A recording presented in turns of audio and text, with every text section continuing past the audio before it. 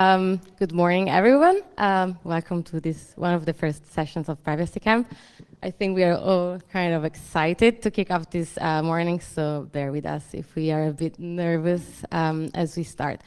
So, as the name of this session states, we are going to talk about the rise of border technology in European legislation and the intersection between digital files and migration files. So, what we will do today will be to reflect on how digital files are digital files are legalizing in a way the digitalization of migration procedures, but also normalizing some practices that have been proven to be violent and highly discriminatory against people without a regular migration status, people applying for asylum, refugees, and more general people crossing borders.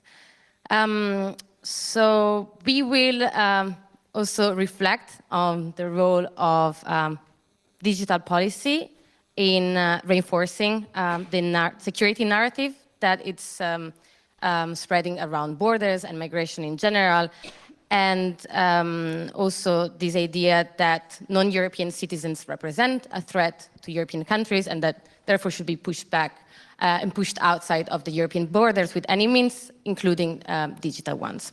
So as the title of this panel suggests, we will kick off this discussion through the eyes of the Artificial Intelligence Act, which is regulation proposed by the European Commission, April 2021. And the objective of this regulation is to promote the uptake of trustworthy AI while at the same time protecting fundamental rights. But in our work as civil society, we have been asking ourselves one fundamental question, which is what rights are we talking about? In fact, despite the evidence of the deployment of many AI, artificial intelligence-based systems in migration, such as the automation of migration procedures, the use of biometric identification tools, or surveillance technology like drones to scan the borders, the proposed regulation is failing to capture all of these different types of technologies and to regulate them, despite civil society recommendations and evidence of the use and abuse of artificial intelligence. So without further ado, I will start by presenting this amazing panel and speakers and friends also. So I'll start with the civil society corner. On my left, we have Alina Smith, who's Deputy Director of PICUM, the Platform of International Cooperation on Undocumented Migrants, which is a Brussels-based membership organization representing more than 160 organizations advocating for the rights of people without a regular migration status. And Alina is also the focal point for the digital files at PICUM. Then we have Hope Barker, who's Senior Policy Analyst at the Border Violence Monitoring Network, which is an horizontal collective working mainly on the region of the Western Balkans, and is monitoring, as you can see, and Hope will explain a bit more about this later, is monitoring the practice of pushbacks in the region, and is collecting evidence about the violence against people crossing border. And as a collective now, they are starting to monitor more and more the role of surveillance technology in facilitating pushbacks. Then on my right, we have Professor Neovi Vavola, Senior Lecturer and Associate Professor at Queen Mary University. Neovi is one of the greatest experts when it comes to the digitalization of migration procedures. She has been started analyzing the expansion of migration databases when nobody was actually looking at them, and also denouncing the fundamental rights implication that comes with the expansion of these databases. And then last but not least, for sure, we have Simona De Heer, which is digital advisor for the Green Link since 2020. Simona advises members of the European Parliament in the Greens group, especially she's advisor to the MEP Tineke Strik and Kim van Sparentak, who's one of the shadows of the AI Act, and she works on different files, the AI Act, but also platform regulation, and also the use of technology in migration procedure. So I can say that we have some good experts today to talk about the rise of border attack in EU legislations. But we will start through the AI Act eyes. So I will turn to Simona, since you work with policymakers and you are involved in the policy-making process. I think not everyone in the audience is aware of like where we are with the AI Act. No, maybe many of us are following this crazy regulation, but not everyone. So if you could give us a little update of where we are at, and especially where we are at in this regulation with the uses of AI in the migration and border management. Thank you. Do you have a... I think I just put my mic away. Does this work? Yes. Okay, well, thank you very much, Katarina. And maybe to zoom out a little bit, when we're speaking about the role of civil society today, you already mentioned I work on various files, and technology in migration and at the border is seriously the most obscure and untransparent area I work on, which makes us completely reliant on civil society, academics, investigative journalists to delve into these topics. So I'd like to start with a big thank you already in advance for helping us doing all the work we do on this. And yes, well, if we zoom out broader policy-wise, we see that technology is used to facilitate and justify keeping people out and pushing people back at the moment. When people do enter the territory, profiling, analyzing them, and tracking them constantly. And even in reception areas, we see surveillance systems that are really unprecedented are deployed. So, well, I find it really horrific to see sometimes what reports there are from the ground on what is happening.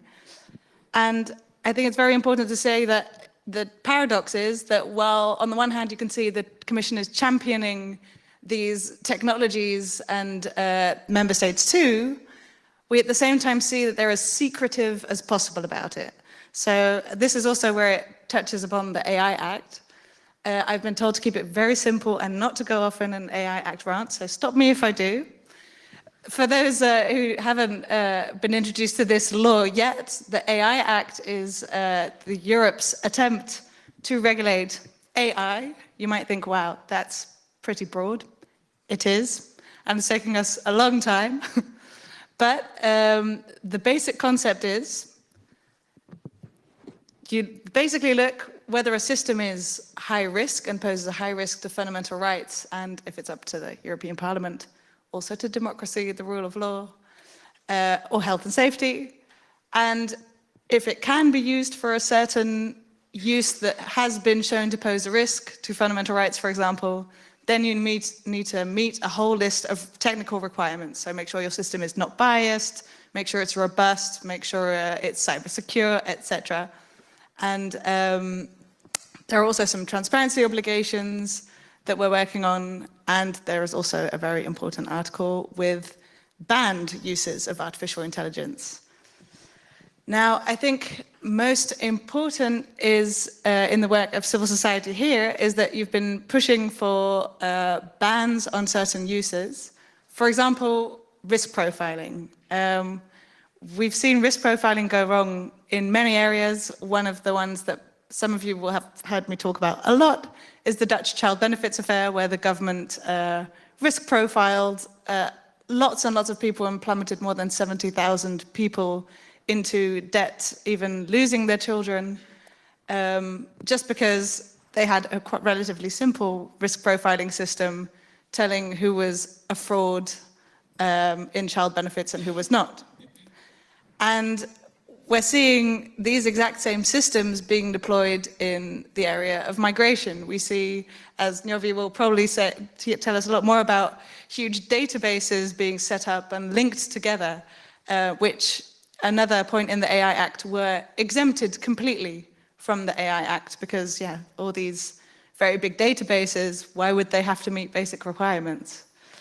And I think the points on migration are going to be huge fights also with the member states, because the member states have already finished their position And what we see they've done is they've exempted migration from all the transparency obligations from different areas, because that's what they like to do. They like to use it as a solution for everything, but then be very secretive about it. So there can't be any public scrutiny, and that's an easy getaway for them. So these are very important points we're negotiating about at the moment. The European Parliament is still negotiating among themselves before we go and negotiate with the member states. And we're still to discuss the bans in a couple of weeks, but we've definitely tabled a couple of bans on risk profiling in migration. For example, lie detectors and emotion recognition in migration that we've seen have been tested and used on, well, refugees. And these are things we've tabled. And at the same time, we see that the European Commission has designated some uses of AI and migration as high risk, but that also means you legitimize them. For example, they've said, well, okay, then we'll make polygraphs and emotion recognition used in migration high risk, and then you'll have to meet a certain amounts of requirements when you use them. But this means that actually they're saying, well, if you meet a number of requirements, then it's okay to use these systems in migration. And I think these are developments that, well, as we'll discuss later, we see in lots of legislation that they're in law legitimizing the use of these horrific and dehumanizing systems, especially in the area of migration. And these are developments we need to stop as soon as possible, according to us. Thanks. Thank you.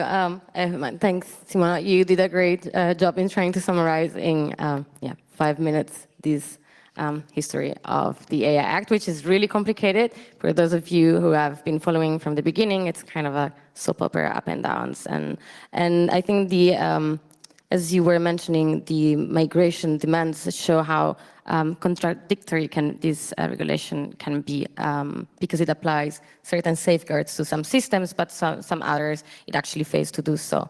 So you mentioned that one of the most crucial articles and part of this regulation concerns prohibitions. Therefore, this is kind of like a courageous step of this regulation to say there are some systems that will inevitably harm fundamental rights. There are no mitigation measures that you can apply, therefore they should be banned. However, we don't see any kind of ban that applies to the context of migration, despite the mounting evidence of the irreversible harms that certain systems can lead to.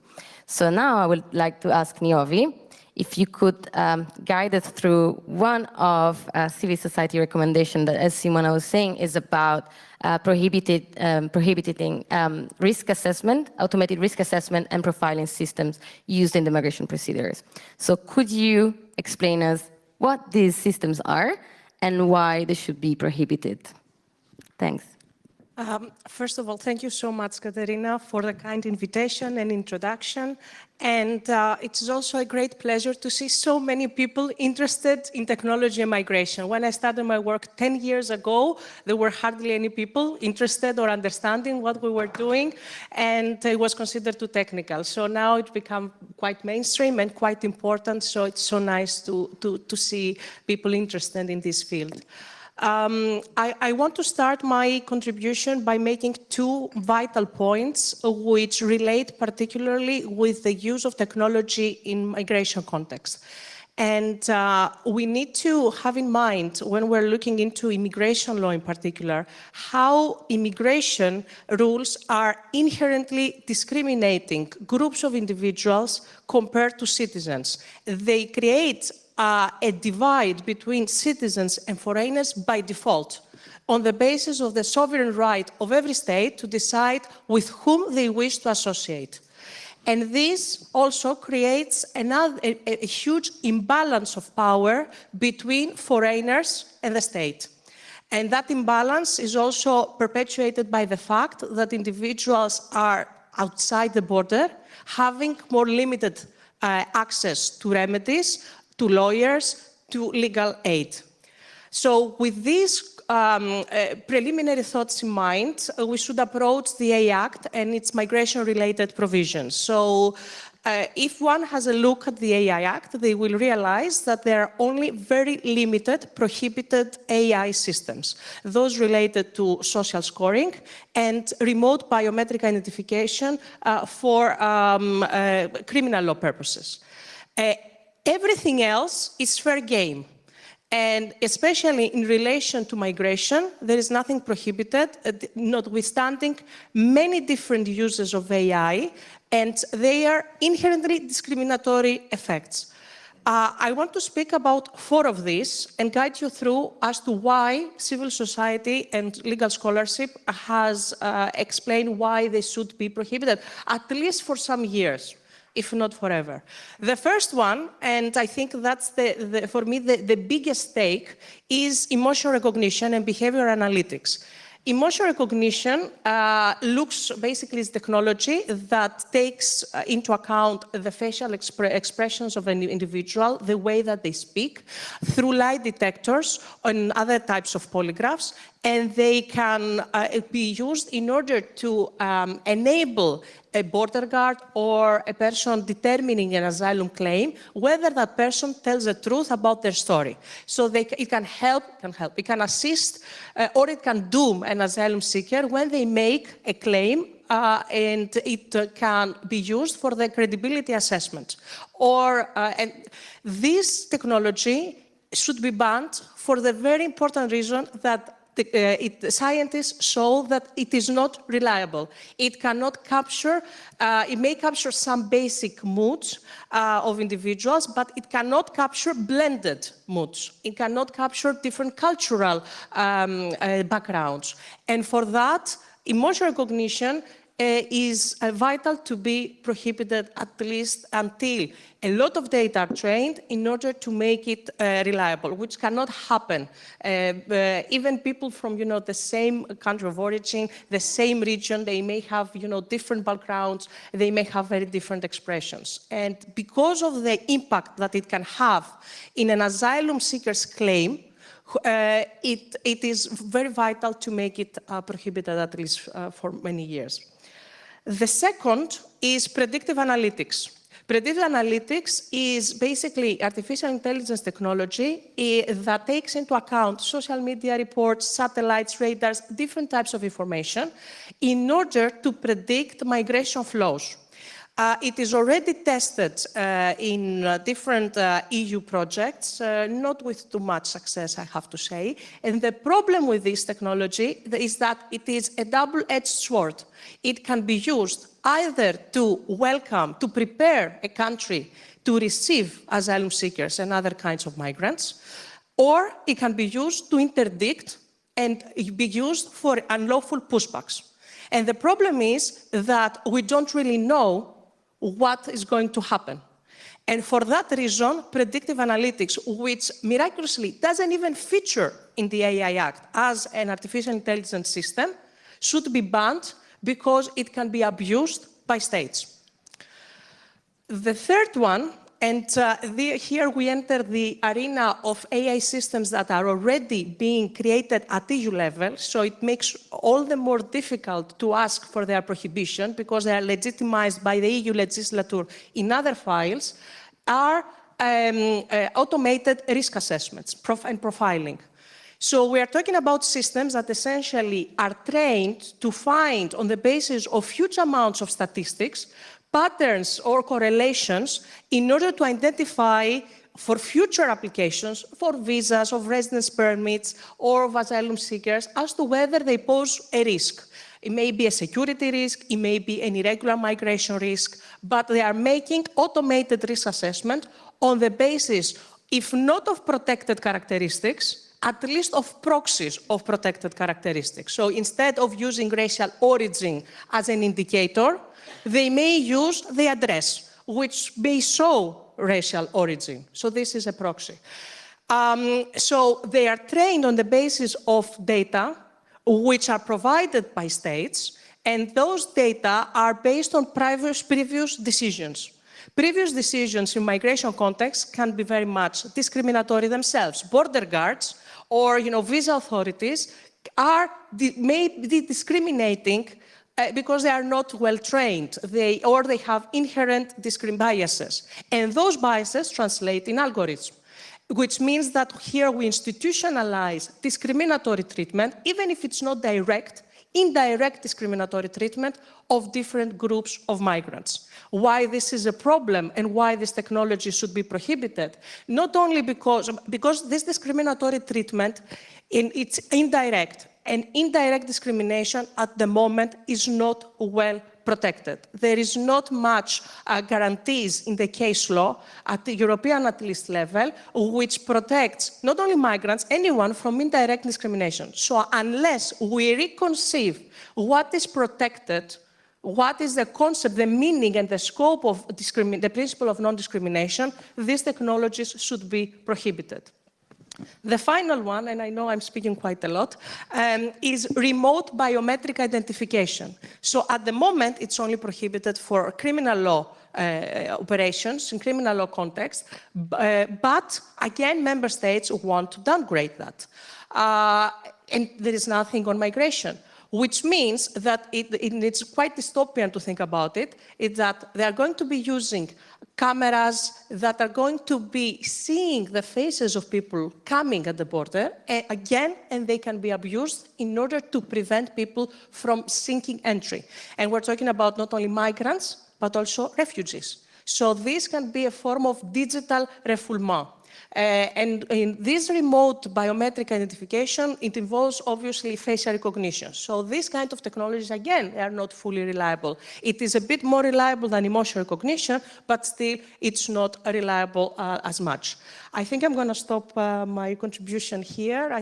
This is food for thought for future discussions, and I look forward to those. Yeah, thank you. It's a full banquet of food of thought.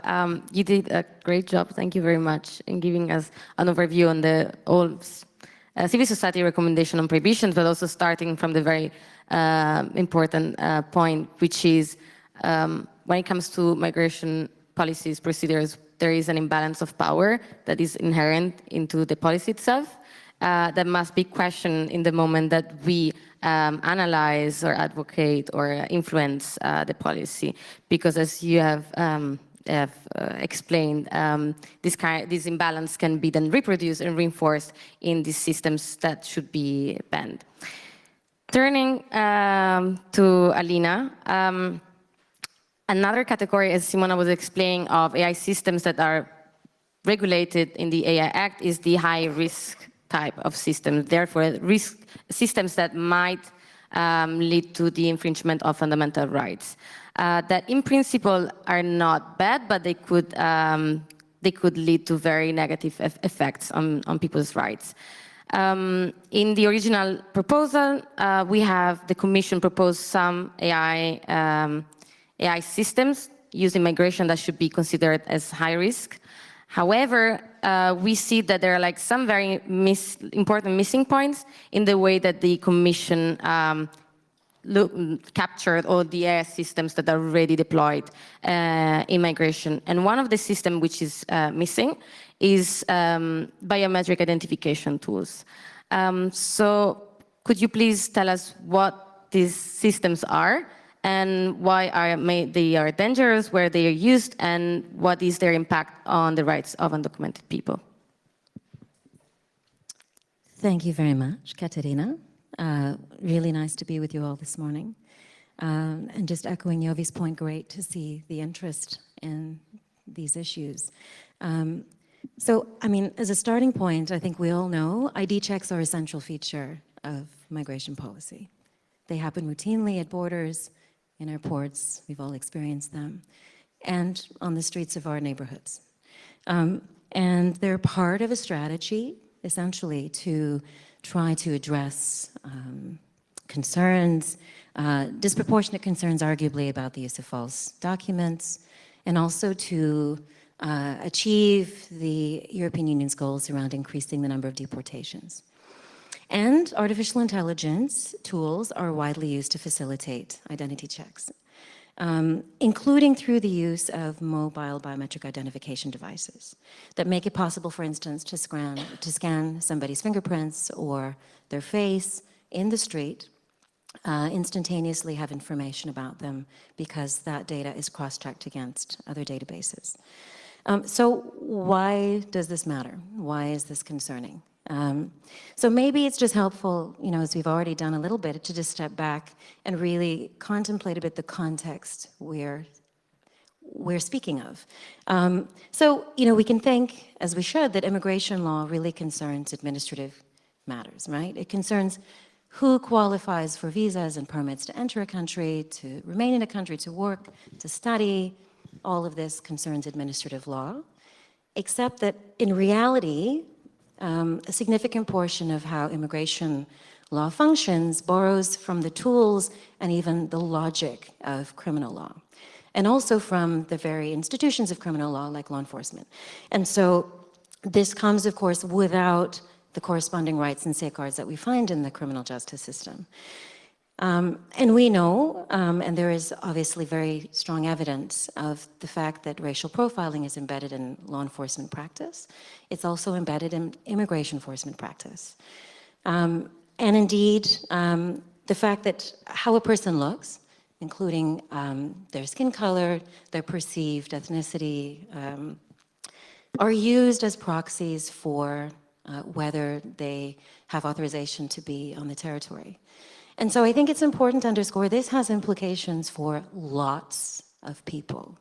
So the notion of who is deportable or who is potentially subject to immigration control affects anyone who is viewed as potentially within those categories based on their appearance.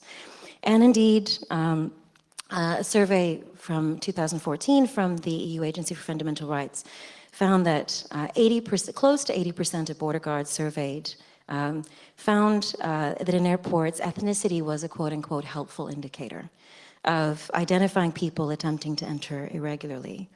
And the Dutch border police were supported in their use of racial profiling in airports by the Hague District Court in 2021, which agreed that indeed ethnicity can be a quote important indication of nationality.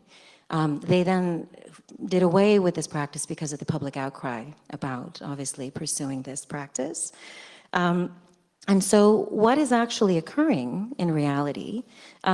So State Watch produced a report, I think it was last year, on building the biometric state, which gives us a picture and a flavor of how already a number of member states have empowered law enforcement to do immigration control using handheld biometric identification tools, including France, Germany, the Netherlands, Spain, Denmark, and Sweden, among others. We know that since 2019, there's the Smart Policing program in Greece, which equips police with such devices to allow them to scan vehicle license plates, collect fingerprints, scan faces for the purposes of immigration control. And some work done by NGOs in the UK found that the use of mobile handheld data for ID checks for immigration control between 2019 and 2020 resulted in systematic racial bias. So I think this is a really important part of the context that we're speaking of, and the concern that the use of these tools is very likely to exacerbate and to worsen existing practices. And I think it's also important to underscore that these tools the existence and use of these tools goes hand in glove with the drive to collect data about the people we're speaking about, because these tools are used to cross-check against various types of databases where personal biometric data are already existing or are being further gathered. So again, it kind of is a self-fulfilling or a vicious circle where we have the amassed data, therefore we use it to do this type of processing. Well, to do this type of processing, we need to have this amassed data to be able to cross-check and do the processing the way we wish to. So I think maybe just to briefly say something about, I think Simona already alluded to these vast migration IT systems that come under the framework of the EU's interoperability system. So we're speaking about colossal levels of data collection, oriented and targeted toward whom? toward non-EU citizens, with a capacity of up to 300 million records to address serious crimes like terrorism and irregular migration, as if these two things were coextensive. So already we see the baked-in discrimination and false assumptions justifying the creation of these systems. And why are these systems created more practically was to support, in part, increased ID checks to identify people on the territory and potentially entering the territory who could become undocumented or irregular and deportable. And how to achieve that, but to equip those on the ground at borders and within our neighborhoods with the devices to allow them to do that on the spot. And so I think it's important, again, to realize what the implications are, the consequences are for all different kinds of people entering Europe, but already in Europe, including people who are nationals, who are citizens, but who may be perceived as being foreigners, and what it means in terms of the likelihood of their interaction with law enforcement and the potential outcomes for them as individuals.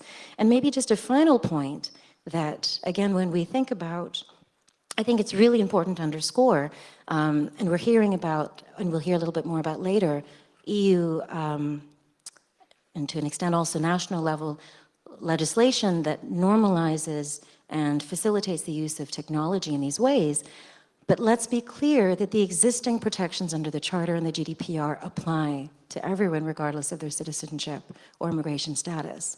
And what we see is the use of the criminal justice mindset and a securitization objective without sufficient justification to make the case, or not to make the case and just circumvent those protections. So to just go around them because we're to take for granted that this is about criminal law, this is about safety, and not to query whether that really is the case. So I think I'll leave it at that for now, but I think the context really matters here in terms of understanding how these tools can worsen an existing reality and the particular impact it can have on the experience of individuals and their outcomes. Thank you, Alina. You did a great job in setting the scenes, explaining what these systems are, what is the relationship with deportation, which is clearly one of the main objectives of the European Commission and agencies when it comes to migration policies.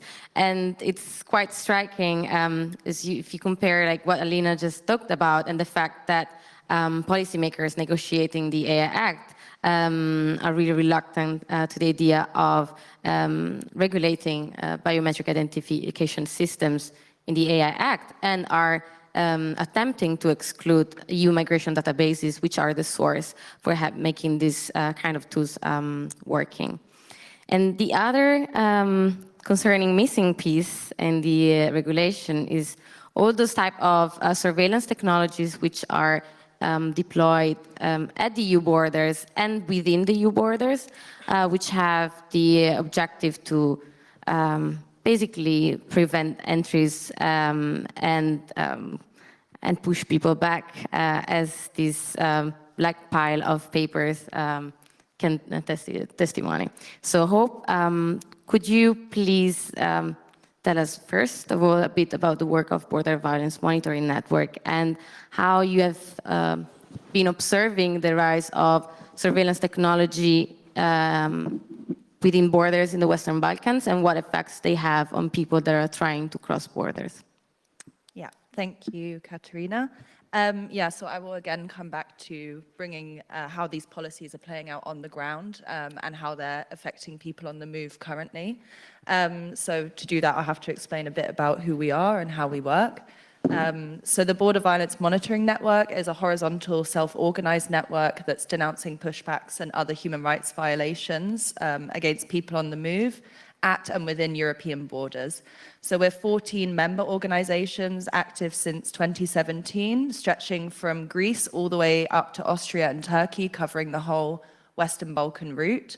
And basically what our field volunteers do is they contribute to a shared online database, which brings together first-hand accounts of pushbacks, which are illegal cross-border expulsions without due process, individualized assessment, or any opportunity for appealing those decisions made. So they're completely occurring outside of EU legislation and are illegal. So the testimonies that are gathered by reporters in the field, these are done using a standardized reporting methodology. And those testimonies then come together in our biggest publication that we do, which is the Black Book of Pushbacks, which is here, which people can take a look at when they want to later. But basically, we bring together all of the evidence, all of the testimonies that we have with an accompanying analysis of trends and patterns in different countries, but also new emerging developments. And this is the new version of the book, which is over 3,000 pages. And that's all of the testimonies we've collected since 2017. And in this version of the book, which we didn't have in the 2021, we have a new chapter on the use of new technology and artificial intelligence. So this is something that we've seen as a new, rapidly expanding area of migration management. We've seen artificial intelligence being advertised as a sort of technical panacea for the ongoing consequences of failed migration policy since the 2015 crisis, the so-called 2015 crisis.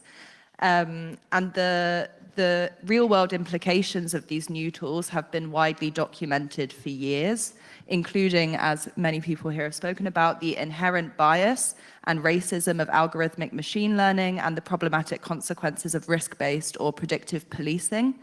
But it is important to point out that artificial intelligence is not in and of itself the problem here, because some of these new technologies might have positive impacts, like using drones to identify people on the move in situations of risk and to organize search and rescue operations, just like the Sea-Watch drone does along the central Mediterranean route. So the problem is not with the technology, but with how it's being used. And our data shows that how it's being used is to contribute to the facilitation of pushback practices and to enhance the ease with which they can be carried out. So we see devices like drones, thermal imaging cameras, vehicle scanners being weaponized against people on the move, making them easier to detect and therefore compounding their vulnerability and the dangers that they face. But on top of this, there's a concurrent trend of suppression and destruction of the technology owned by people on the move by state forces. So when transit groups are apprehended, they're normally stripped of their belongings, including their cell phones and power banks. And these are things that can be used not only to navigate the route, but to document the human rights violations that are being perpetrated against them. So the theft and destruction of mobile phones has been consistently documented in between 50 and 75% of our testimonies each year since 2017. But what we're seeing recently in, for example, Lighthouse Reports investigations is people on the move filming the violations that are being enacted against them to prove that these violations are occurring. So not only is technology being used against them, but the technology that they might use to empower themselves to record violations is being stripped of them. So we have these two concurrent trends happening. But then we also have new technologies that are being weaponized to facilitate border violence and illegal pushbacks. So across our database, we see a range of different types of surveillance equipment being used, and we also see biometric information being gathered from people on the move. So we have widespread collection of the personal data of persons prior to their pushbacks, often when they're held in detention. So people's fingerprints are being taken, photographs of them, their countries of origin are being asked, they're being forced to sign papers. So in our database, respondents were forced to sign papers in 17% of all testimonies. Normally those are untranslated. They were photographed in 24% of all testimonies and had their fingerprints taken in 15% of all testimonies. And on top of this, various testimonies point to a breach of EU data protection regulation by Frontex officers specifically. We have a number of testimonies where respondents claim that Frontex officers or officers that they identified as Frontex took visual footage of them during apprehension, often on their personal phones. And these forms of data collection are virtually never accompanied with clear and informed consent, translation about the procedures that are happening, nor with any information about the purpose of the collection or how it will be processed, None of this is articulated to the people who these procedures are being applied to, and these are all violations under current EU legislation around the collection of biometric data. But an even more violent usage of technology in pushbacks comes in the form of drones and thermal imaging cameras, either standalone or attached to surveillance vehicles. So since 2018, we have collected 36 testimonies where respondents mentioned drones prior to an apprehension that then results in a pushback. And that affects approximately over 1,000 people, because all of our testimonies are group testimonies. So each one refers to a wider transit group. So there are drones that are being flown in border areas, often accompanied with thermal imaging sensors, to detect groups, to then go and find them and illegally push them back. So obviously this is how technology is being used against and weaponized against people on the move. On top of this, drones are collecting vast amounts of data, and the way they operate makes it virtually impossible for individuals to be aware that they're even being surveilled, which obviously raises ethical concerns as well as potential human rights infringements around freedom from discrimination, the right to privacy, data protection issues, and impacts on civil liberties and human dignity. But this is not just happening in one border area or just a few border areas. We've recorded these kinds of technologies used to detect and push back people on the move in Croatia, Greece, North Macedonia, Hungary, Bulgaria, Serbia, and Romania. So this is happening across the region and across the route. So this again brings us back to the point that new technologies are not inherently bad. These drones and thermal imaging cameras, like I said before, might be used to detect people at risk and organize search and rescue operations, but they're not being used for this. And I'll just quickly come back to the AI Act on that, because one of the huge issues that we are seeing is that all of the obligations are being placed on developers and creators of the AI systems, and there's virtually no obligations on users. So the issue is that it's the usage of things like drones that are being weaponized against people on the move, not the drones themselves. So this gap in accountability for users is also a massively problematic issue. And I'll leave it there for now. Thank you, Hope. Yeah, you gave a great and terrifying overview of what's happening on the region of the Western Balkans, the so-called Balkan route, the important work of Border Violence Monitoring Network. And so thank you for being here and sharing with all of us your work.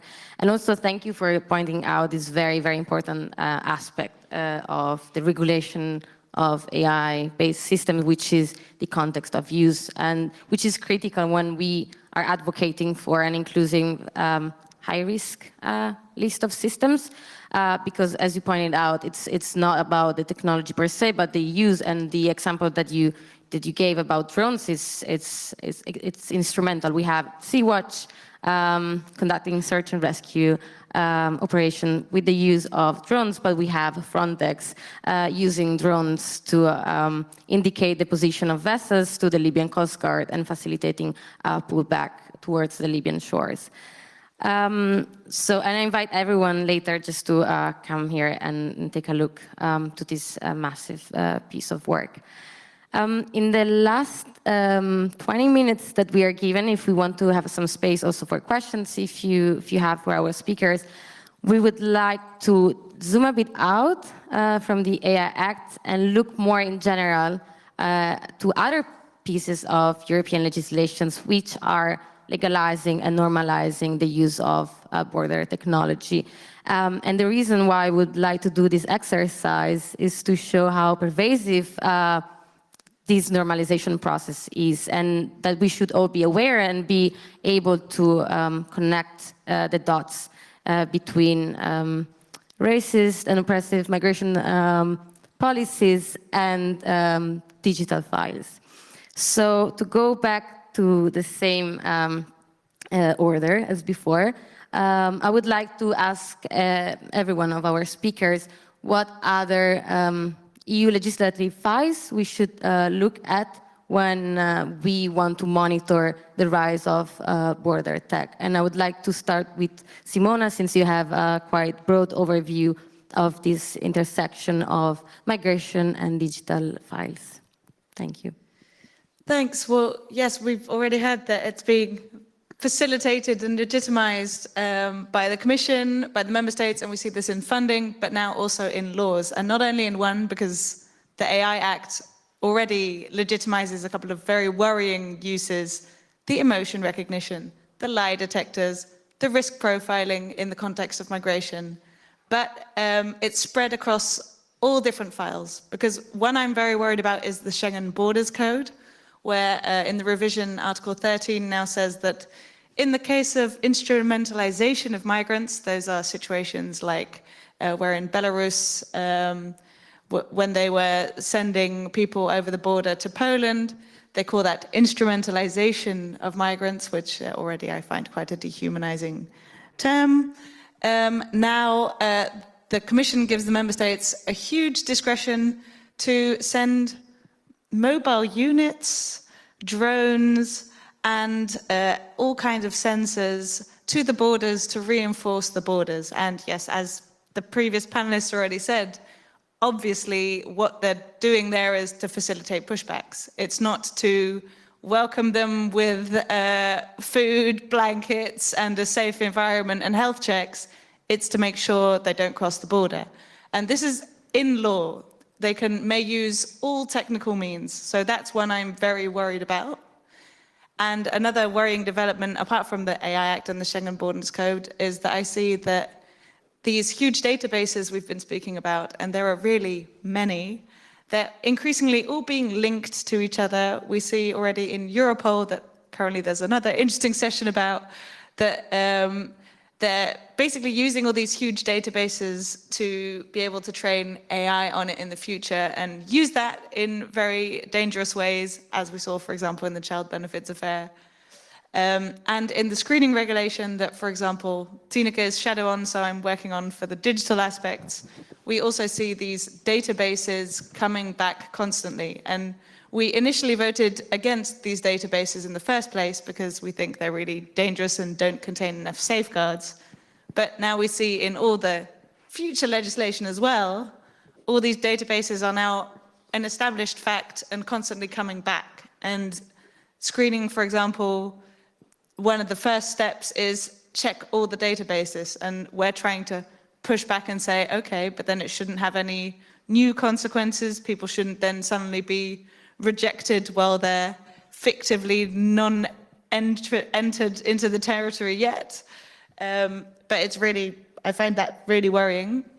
What brings a small positive note of hope is that I see that, especially since I think in 2021, in around July, there were huge reports about sound cannons at the border to push people back, lie detectors, but EU funded. And I think this did shock at least lawmakers in the European Parliament. From left and even at that time to right, we convinced them to come in with us and ask questions to the European Commission about this. How is it funded? And I think the more dystopian these technologies get, the less we see room to justify them.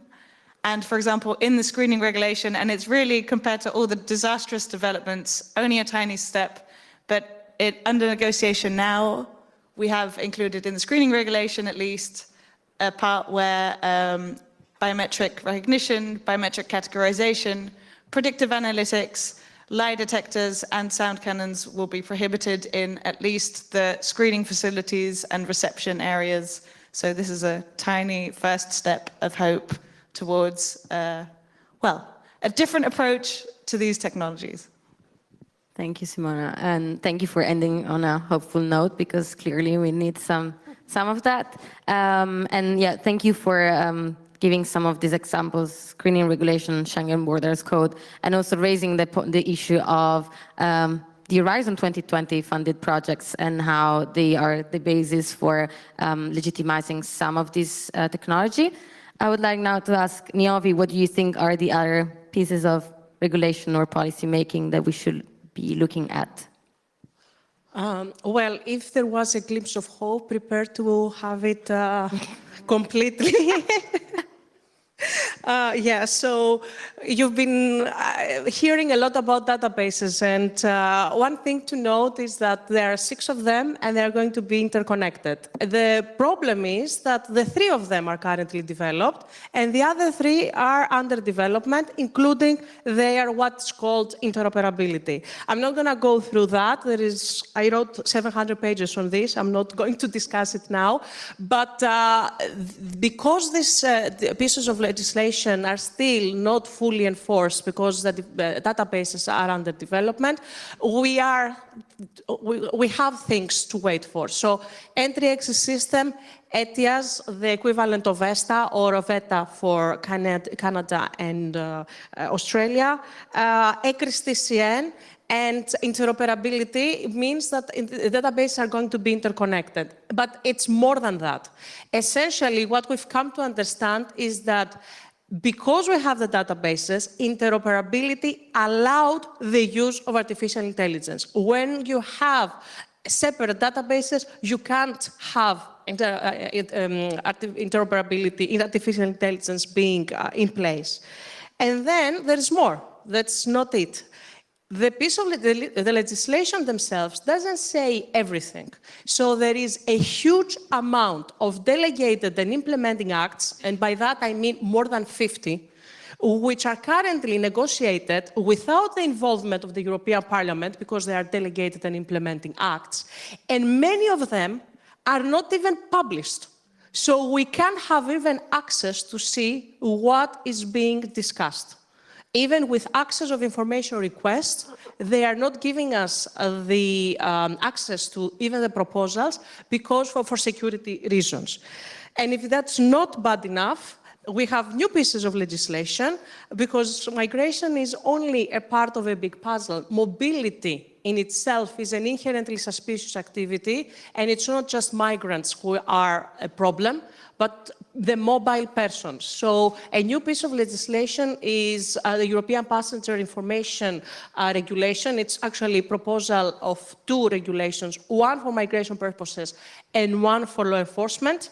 And in the near future, there are going to be changes in the exchange of information for the Schengen information system, and something that I find it completely confusing, the exchange of border guards with information with their counterparts in third countries at the border. So someone arrives and then the border guard will have the possibility to speak to the Libyan, the Tunisian counterpart on exchange of information. I find it completely scary, but still we're waiting for that proposal. They're just consultation at the moment. So there is a lot of work to be done, and the fight never stops. Yes. Hope destroyed, but a lot of work to be done and organization to coordinate. Thank you. I was not aware of these last examples you gave, so the picture is getting like more and more preoccupying. So, Alina, what do you think are the things that we should look at on top of the elements that Niovi talked about? Well, my colleague Marta in PICAM has also been following the Schengen Border Code revision and shares the concerns that have already been expressed. And I think it's interesting and maybe relevant to also just underscore that the Commission itself has acknowledged that the new measures increase the risk of racial profiling and discriminatory selection of persons being checked in border zones. So this is something, this is something understood by those who prepared the proposal, that these risks exist of perpetuating further discrimination. So the other things that I was going to note are not maybe so much legislative files, but more kind of programs that I know that others in this conference today are following closely in terms of how Europol, for example, is also part of this whole picture on the processing of data for immigration control, linked to what we've heard about these mega databases on migration. And so some of you may have heard about this PEDRA program, processing of personal data for risk analysis. Again, this idea of risk coming back into this. And the intention is that Frontex officers would gather information about migrants, about those who are suspected of being involved in smuggling, trafficking, or terrorism. And this data is shared and processed together with Europol. And according to a report by Balkan Insight, Frontex has shared more than the personal data of more than 11,000 people with Europol between 2016 and 2021. And my understanding is that since 2021, when the data we're speaking about includes at least the possibility of collecting genetic data and alongside biometric data, information about religious beliefs and sexual orientation. So, I mean, we're really talking about sweeping amounts of personal data that are collected in the context of this program. And then maybe just another program that I myself had only just learned about that was operating in parallel, a Europol program called Secondary Security Checks, involving the use of facial recognition technology in camps in Greece and Italy that is extended to other countries, again with the purpose of identifying so-called suspected terrorists and criminals. So I think, again, we see this notion of identifying suspects of crimes being completely commingled with migrants and immigration in a way that is really justifying the use of increasingly invasive technologies. So I think, and oftentimes very, very opaque in terms of the nature of these programs. So yeah, I think those are some additional developments that, fortunately, there are, I guess for me, the spark of hope is precisely that there are people here today who are following these issues, who are paying attention, and increasingly working together to really try to come up with ways to respond, to react, to give visibility. There's increasingly attention to these issues by journalistic groups, by investigative journalism. So I think that is what gives me hope, because so much of this is so hidden and is so easy to kind of just absorb as part of the status quo about how migration policy works. And we're starting, I think, to see more and more people realizing what's going on and really being concerned and being mobilized around trying to do something. So that is my spark of hope in this context, but there's a heck of a lot of work to do. Thank you, Lina, and thank you for closing with this spark of hope, which, yeah, it's clearly like collaborating, working together. It's clearly a necessity because, as you are all proving right now, the border industrial complex is scattered all around. It's not only in the AI Act, but in many different places. So it's indeed a necessity to work together. And maybe destroying a bit of hope, but Hope, could you tell us what we should be looking at? Yeah, so I was also going to mention the Schengen Borders Code reform. So obviously we're all aware that that's a very important file. But yeah, I think the instrumentalization regulation together with that and the articles about instrumentalization in the Schengen Borders Code speak specifically about increased usage of new technologies and about an increased role of Frontex, who would have control over those new technologies. So this is a really important area to focus, but some tentative hope is that the draft report that came out, the articles around instrumentalization were removed. So we just have to hope that they stay removed in the following debates, but that's a small bit of hope. And there's also in the Schengen Borders Code reform a lot about internal readmissions within states within Schengen, and those would rely heavily on racist policing and risk policing, which we wrote a paper about with ASCI, who have documented at the Italian border people being profiled based on their race and then checked for their documents and then being internally returned, which is an illegal pushback, to Slovenia. And then obviously we have cases of chain refoulement all the way from Italy to Slovenia to Croatia back to Bosnia. So, and all of this is facilitated by racist policing and new technologies. And that's all legislated for in the Schengen Borders Code reform. So we definitely have to keep an eye on if those things are brought back in during the negotiations. Another very important area is, again, not necessarily a particular piece of legislation, but again, going back to databases, this is something that we are monitoring very closely with the new so-called Balkan DAC system. So we've obviously seen since 2017 an increasing externalization into the Western Balkan region of the EU's migration problem. So trying to put people back in Serbia, in Bosnia, in Albania, and giving these states funding through the IPA, the Instrument for Pre-Accession, and giving them all candidacy status for accession. And what we're now seeing is the promise that there will be databases made in these Western Balkan states, which people are calling the Balkan DAC, which will then be with a view to be interoperable and interconnected with Eurodac. But there's no guarantee that that will be post-accession. So there's no guarantee that these databases will be regulated by EU legislation because they're taking place outside of EU member states. And the only people who technically have access to these databases is Frontex. Frontex can access the national databases in the areas of operation and can access Eurodac. Obviously, we know the huge issues with Frontex, given the Olaf report that came out, that they are complicit in illegal pushbacks at the very least. So allowing Frontex to have access to these two different databases, which are not necessarily legislated for under EU law, is a blatant violation. So this area of databases and further externalization into the Western Balkans to set up this sort of hotspot approach whereby people can be fingerprinted in the Balkans, then found in member states, then returned to the Balkans. Then the Balkans become this hotspot region where we're outsourcing our migration management there. So that's something that's very important to keep an eye on, RE databases. Thanks. Not very hopeful, sorry. Not very hopeful, but certainly important to raise also how maybe migration policies try to reinforce the idea that we have borders, but at the same time, this kind of collaborations seems not to have borders, since there is the expansion of digital surveillance beyond the European geographical borders. So this is a really important example that you gave. Thank you.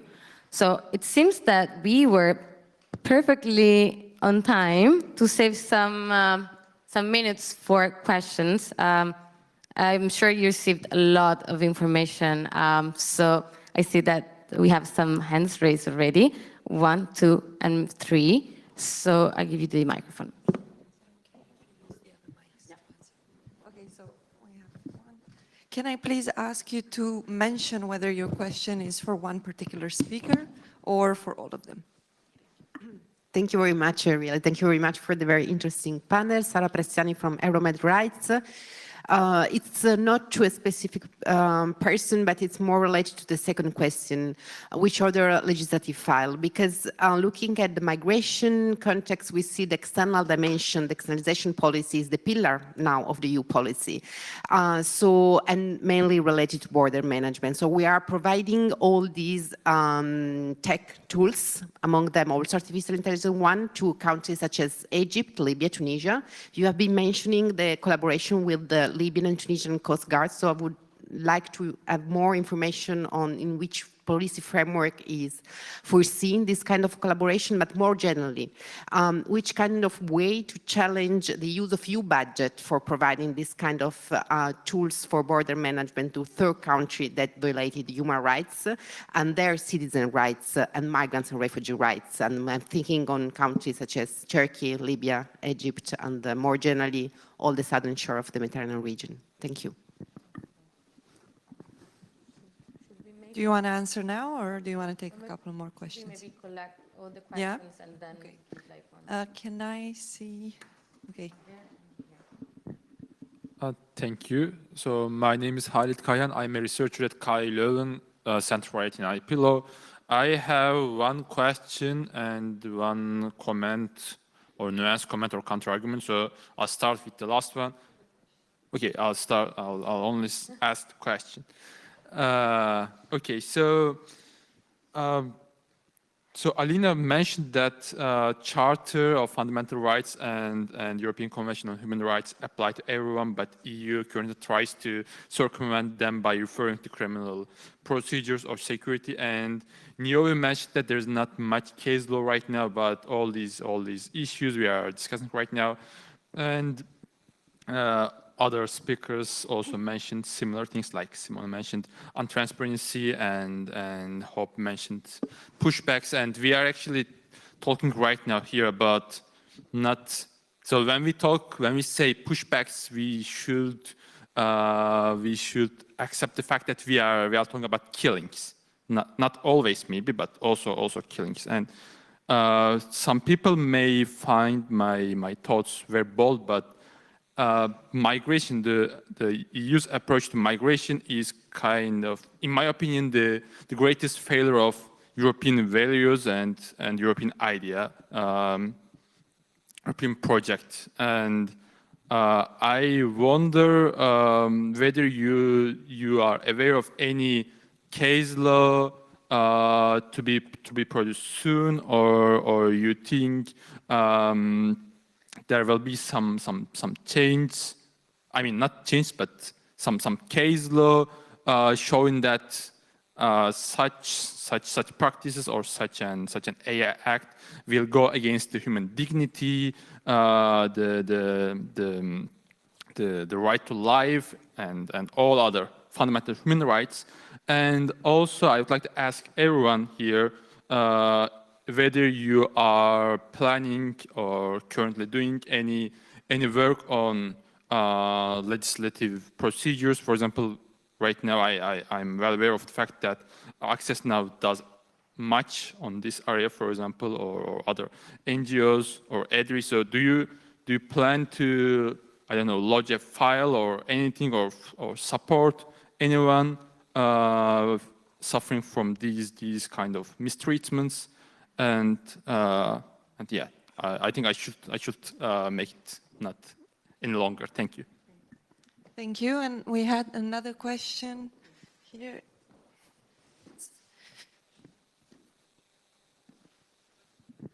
Hello. This could be answered by anyone and everyone.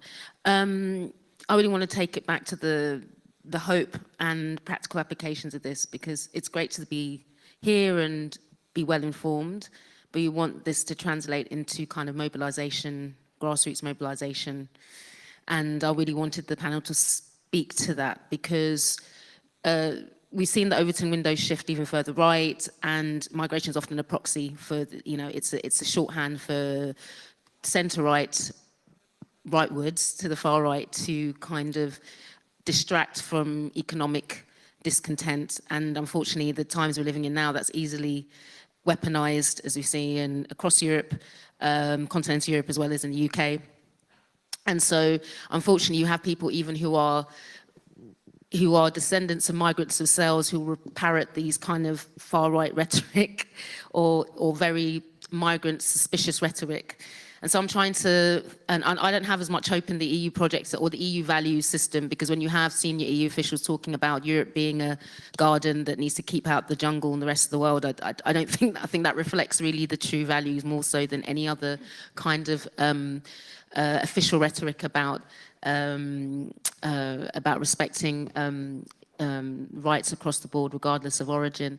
So I guess I'm just asking, what would you, in terms of mobilizing the grassroots and getting people to, getting the public mood to shift, because this is where you have the resistance, this is where you have the backlash. And Alina gave an example of a small victory in Holland in terms of a racist policy that was kind of shut down because of, of the resistance from the public. So, and also just for us here, what can we do to kind of facilitate some kind of grassroots movement to make sure that these dehumanizing policies don't see the light of day? Thanks. Thank you. And we've got 5 minutes left, so I'll give it to the speakers, whether you want to answer these questions maybe, or take more. Yeah? Okay.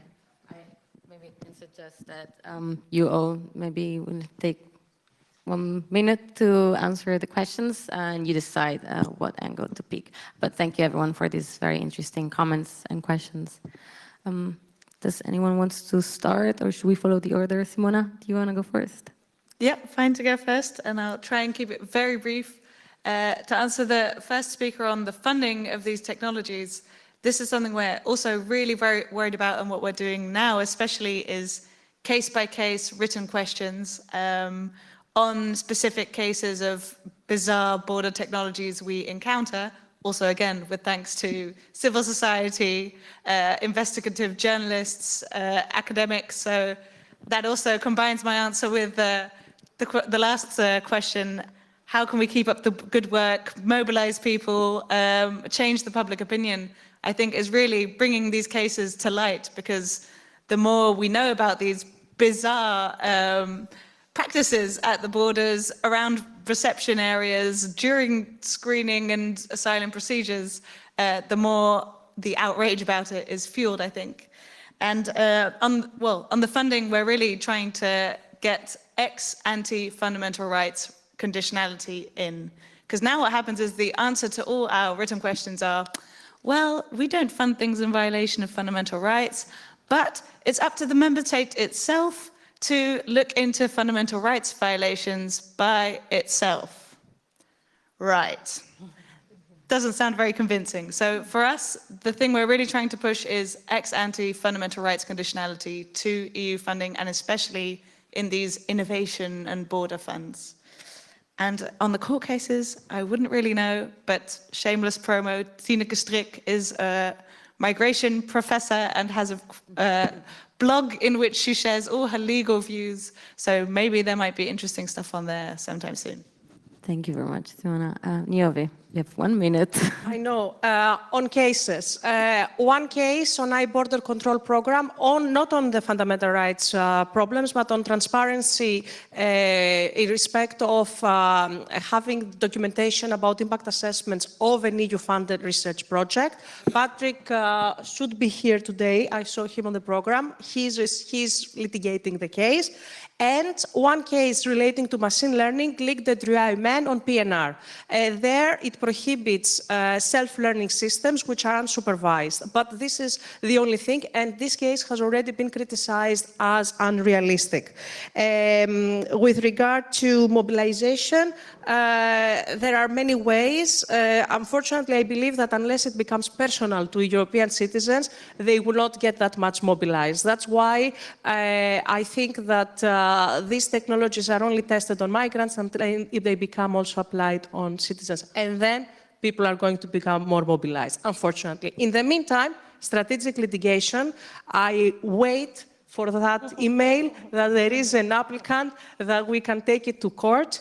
And finally, there is a fundamental rights agency e-learning tool being developed at the moment by myself and a colleague, which will provide more awareness on people. And that's it, I think.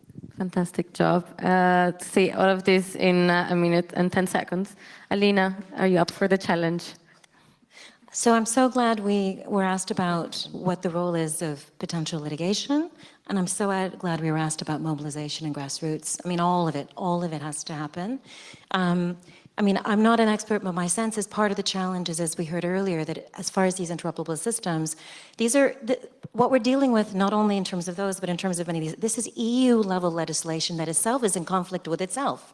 So we have the GDPR, we have the Law Enforcement Directive on the one hand, we have the Charter of Fundamental Rights, and then we have this other legislation that seems to actually just, like, forget that exists. So it's about how do we also, the opportunities to actually challenge EU legislation. But I think at the national level, in terms of implementation, not all of it's implemented yet, but we already see some work.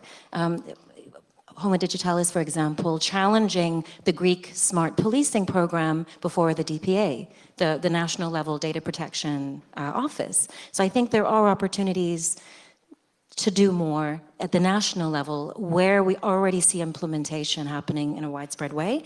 Mobilization, there are really important challenges because of how opaque a lot of this is, because how complicated a lot of it seems. But again, what we were saying earlier, I think we're starting to, it's really important to connect the dots, that this is not fundamentally technological issue. This is a racial justice issue, a migrant rights issue, a democracy issue. So our existing movements need to find ways to speak to each other and to the grassroots as well. And actually tomorrow we have a session with PICUM's membership together with Euromed Rights to have that dialogue together about how this work at the EU level connects with their experience. Fantastic job. Thanks. Hope. Okay, I will try to just really quickly say two things. So first of all, in terms of the externalization and all the funding to third countries, to go an even higher level, to the international level, the UN is also now developing its focus on new technologies. They're creating a global digital compact this year. So that's the kind of instrument that maybe it's useful to look at those mechanisms at the international level. What can the EU be mandated through UN procedures? They're even currently looking into the use of new technologies in enforced disappearances, so in pushbacks essentially. So it's really important to look at what's developing on the UN level. As well. And I will just jump to the last question quickly. So all of our testimonies are public. It's one of the largest open source databases in Europe, and lots of people have used this as a resource. So we've had people create theatre plays out of our testimonies, print them off, take them to government buildings, use them in protests. So obviously this huge book, we don't have that many copies of, but the database itself is online, and we create this open source evidence for people to use in different forms of mobilization. It's all public, so use it in all different forms of grassroots mobilization. It's all there for you to use. Thank you. Thank you. Thanks, everyone. Thank you, speakers, for sharing your knowledge, your experiences, your expertise. Thank you for being here. It was a great discussion. Yeah.